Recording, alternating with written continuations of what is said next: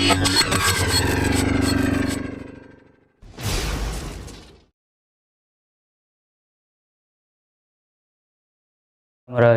buat semuanya, terima kasih masih dengan Kang Trong.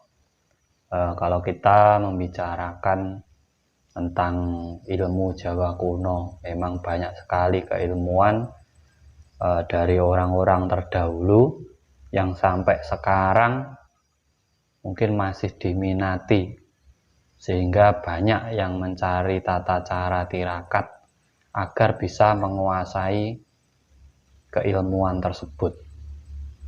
Pada kesempatan kali ini saya ingin membongkar secara logis sebuah keilmuan, yaitu ilmu Ngrogoh Sukmo. Apa sebenarnya misteri di balik ilmu Ngrogoh Sukmo?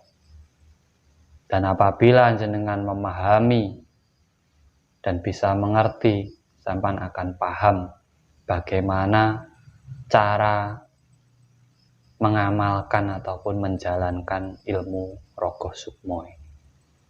Ilmu Ngrogoh Sukmo dipercaya sukma orang itu keluar dan menguasai raga orang lain, sehingga bisa menjalankan raga orang lain sesuai apa yang diinginkan.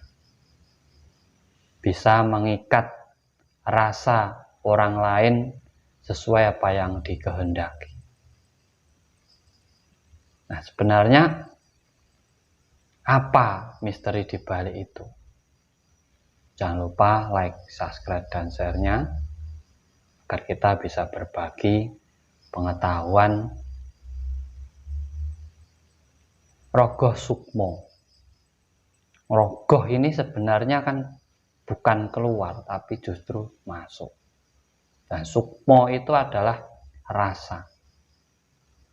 Kunci dari ilmu Ngrogoh Sukmo berarti adalah mendalami rasa yang ada dalam dirinya sendiri. Sehingga di saat orang bisa menguasai rasa ataupun hawa yang ada dalam dirinya, tentunya dengan mudah dia akan mengerti dan juga bisa menguasai rasa yang dimiliki oleh orang lain. Makanya ilmu Ngrogoh Sukmo ini terkenal dominan, di mana sukmanya bisa keluar dan menguasai orang lain. Karena apa? Di saat kita menguasai rasa kita sendiri, di saat kita ingin melakukan sesuatu kepada orang lain, orang yang kita tuju itu hanya kita jadikan titik fokus saja, dan kita menjadi dirinya. Karena sebenarnya raga manusia itu unsurnya sama: tanah, air, api, angin, dan nur cahaya. Nah, kalau soal rasa itu sebenarnya sama juga. Ada yang sedih, ada yang bahagia. Nah, di saat kita mampu mendalami Ngrogoh Sukmone awake dhewe, mendalami rasa yang ada dalam diri kita sendiri, kita cari sumber dari rasa kita. Kita bisa ngomong sedih, kita bisa ngomong pahit, kita bisa ngomong bahagia. Sedih, pahit, bahagia itu sebenarnya sudah ada di memori pikiran kita ataupun otak kita. Nah, berarti rasa ini sumbernya dari mana? Tentunya dari pikiran kita. Tetapi indera perasa itu ada dalam seluruh tubuh manusia. Nah, untuk menguasai ilmu Raga Sukma, pemahaman tentang rasa yang ada dalam diri kita dan menguasai rasa tersebut, ini menjadi kunci pokoknya. Menjadi kunci pokok. Di saat kita mampu itu, kita menghadapi orang lain, kita akan tahu rasa orang lain. Sehingga kita bisa menebak keadaannya, kita bisa menebak apa yang dia inginkan. Atau dalam ilmu sekarang itu kebatinan.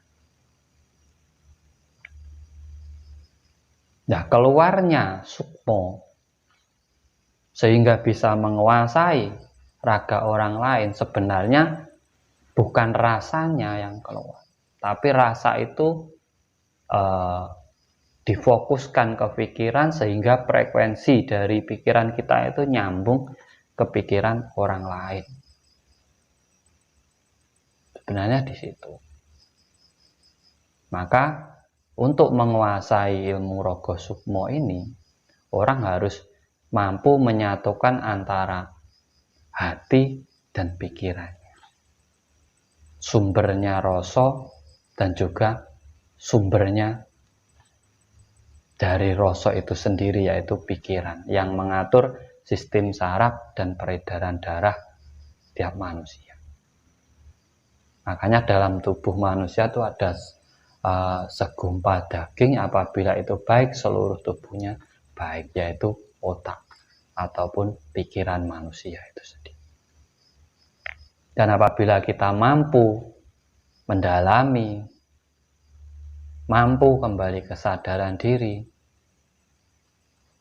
pastinya kita akan mampu memahami ataupun tahu perasaan orang lain. Jadi kalau Raga Sukma, cara penguasaan diri kita ke orang lain, yaitu kuncinya. Sampan harus bisa menghandle rasa yang ada dalam diri panjenengan sendiri. Itu nanti entah lewat sugesti, omongan, lewat batin, ataupun lewat pemikiran kita, sehingga nanti bisa tersambung dengan orang lain. Sebenarnya di situ kuncinya.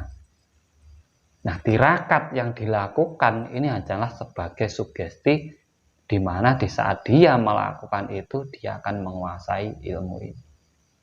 Mengembalikan kesadaran diri, mengembalikan kepercayaan diri orang tersebut. Dan tirakat ini juga mengolah rasa,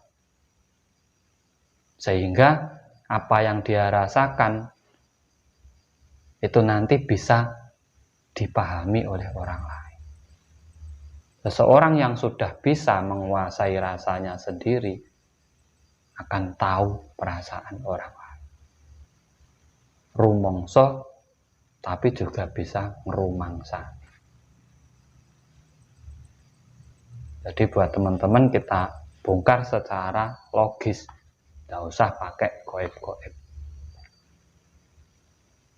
Tidak ada sukma itu keluar ataupun rohnya keluar, itu tidak ada.